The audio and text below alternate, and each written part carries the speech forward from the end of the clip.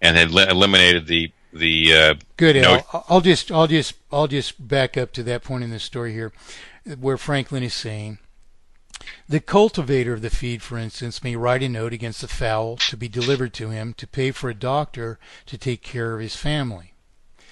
The doctor may pay for goods with the same note at the local store. The store then will ultimately collect the fowl originally promised to the cultivator. When the production is delivered, the respective notes are fulfilled and the money passes from circulation. And as I was saying, this is a vital principle for us to understand, that fulfilled promissory obligations, which are IOUs, no longer represent anything. They are not the property of anything. And this is a point where I'm going to come back to later in this obfuscation of the currency.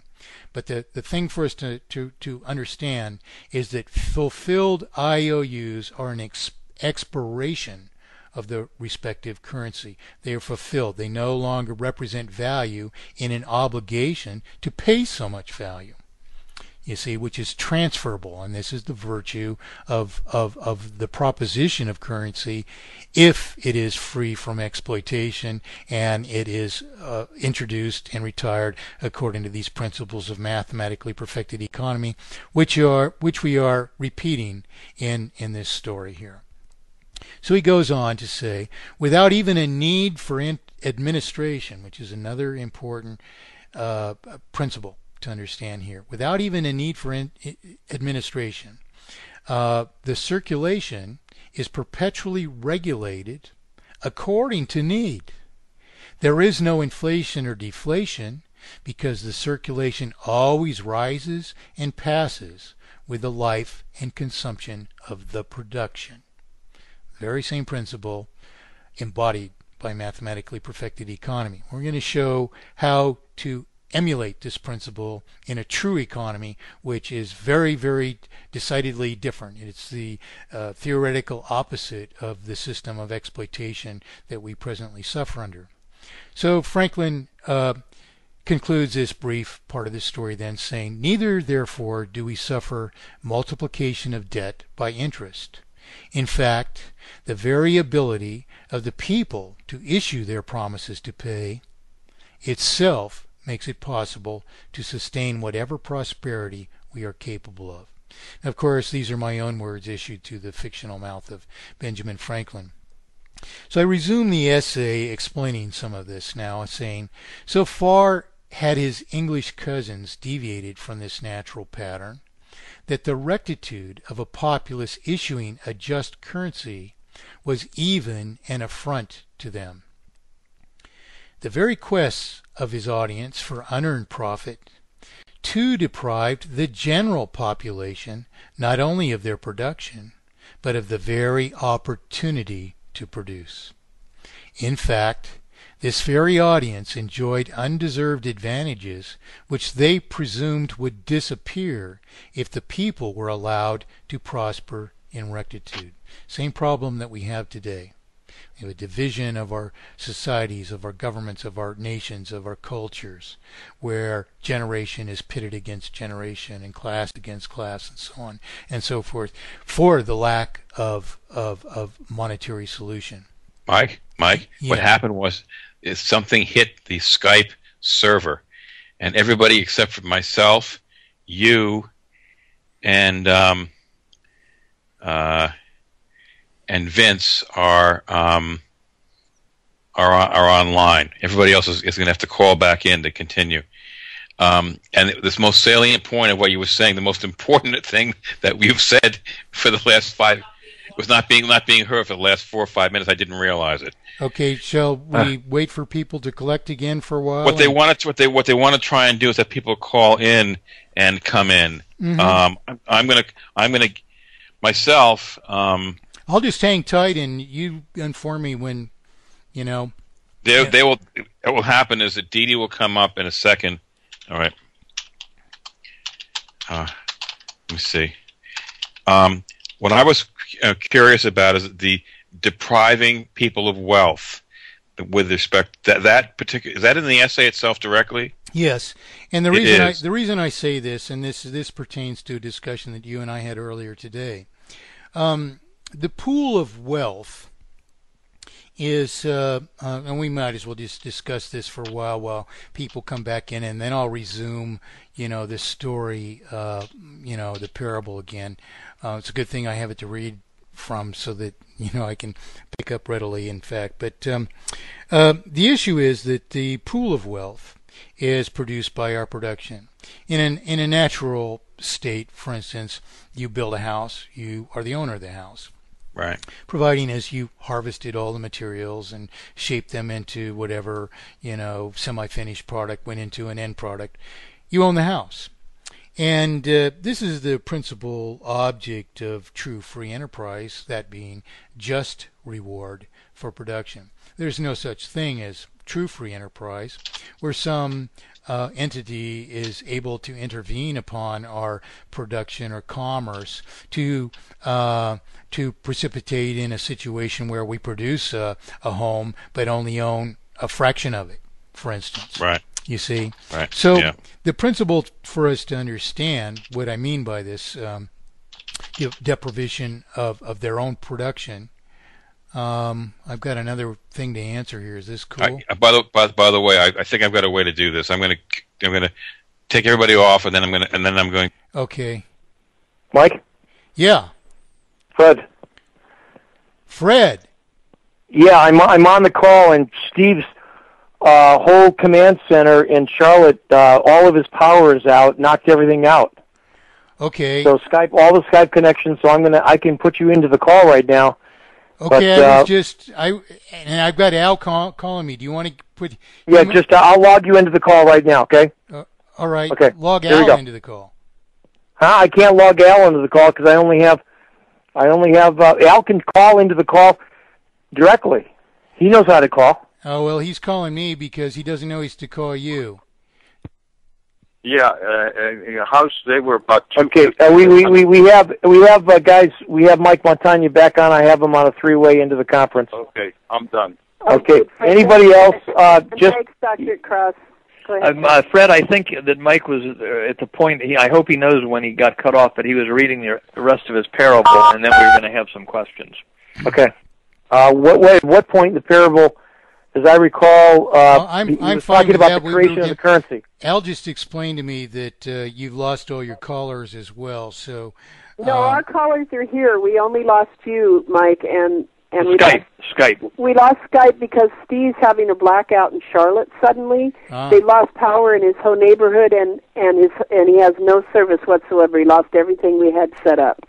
Cool. But we have you now, and you're on with our audience. So go ahead. All right. Well, I was just explaining to Al there, which some of your listeners might have caught some of it then, that we're actually deprived of true free enterprise by this purported banking system, which has been imposed upon us, because it takes from the pool of wealth without contributing to it. It denies true producers of just reward for their production. You can't produce a house and own a house. So that is not if in any commerce which is subject to the currency, because the currency is subject to this inherent and irreversible multiplication of artificial indebtedness, dedicating ever more of the circulation in what I call maldisposition to servicing the sum of escalating debt versus sustaining the industry and commerce which are obligated to do so. So I was reading this parable of perfect economy. I'll back up again. Mike, do you know at what point you were cut off? No, I don't. But in order to help everyone with a train of thought, I think it'd be a good idea that I start over with Franklin. His response. He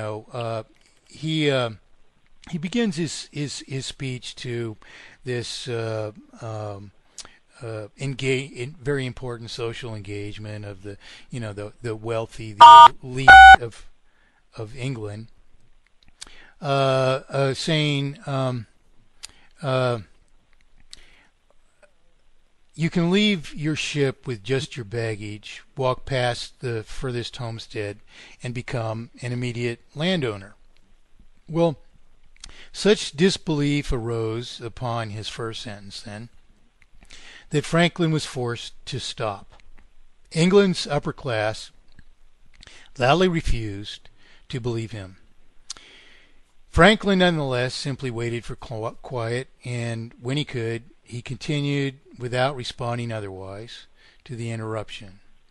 He thus spoke slowly and perhaps even somewhat defiantly, saying, "Furthermore, the forests are vast, and you can cut down all the trees you can imagine and build whatever kind of home you please. The soil is rich and fertile, and you can clear all the land you want and plant practically any crop you desire, and it will grow with vitality. Unspoiled streams are everywhere. The water is pure and good and may be diverted to irrigate your fields. The wilderness is so rich in game that there is no possible shortage of meat. The people are happy and busy and prosperous." End of short speech. No sooner did he finish his brief, continued answer than outright disclaim once again erupted. I'm being asked to answer to Al again. Does Al know how to get into this?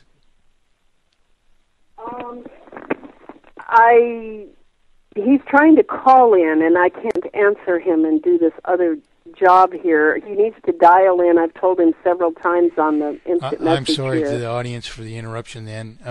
It's no problem. We're used to it, but okay. Al should be able to dial in, and Fred's dialoguing with us now too. So okay, well, I'll try and concentrate on what I'm doing, but I'm getting called. Yeah, you concentrate on you, and we'll work back here to help you out. We're getting Al on now, so just go ahead, Mike, and don't worry. We got your back. No sooner did he finish his brief, continued answer than outright disclaim once again erupted.